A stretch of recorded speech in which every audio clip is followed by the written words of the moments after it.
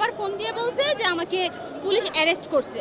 আমার হাতে আমার পাসপোর্ট ছিঁড়ে ফেলছে, পাসপোর্ট টিকিট থাকা সত্ত্বেও আমাকে রাস্তায় ফেলে পিটিয়ে আমার হাত ভেঙে ফেলছে। এই কথা শুনে আমরা আসছি, আসার পরে থানা আমাদেরকে কোনোভাবে দেখা সাক্ষাৎ করতে দেয়নি। উত্তরা পূর্ব থানা। আমরা রাত্রে আপনার 3টার দিকে একবার গিয়েছিলাম বিকালে, আবার রাত্রে 9:30টার দিকে গিয়েছি, আবার রাতে 1:30 বাজে গিয়েছি। যাওয়ার পরে তারা কোনোভাবেই দেখা সাক্ষাৎ করতে দেয় না। আবার বলছে 40,000 টাকা নিয়ে থানায় যাওয়ার জন্য। ঠিক আছে, 40,000 টাকা হলে তারা ছেড়ে দিবে সকালে।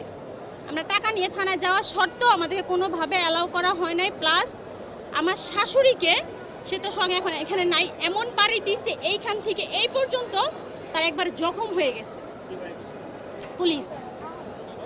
মানে ওই গ্যাঞ্জামের এমন টাইমে আমরা গেছি ওইখানে থানায়। যাওয়ার পরে অনেকগুলো স্টুডেন্ট আসছে, স্টুডেন্ট এসে বলছে তাহলে এই লোকটা বিদেশ যাবে, বিদেশ যাত্রী, তাহলে এই লোকটাকে আপনারা ছেড়ে দেন।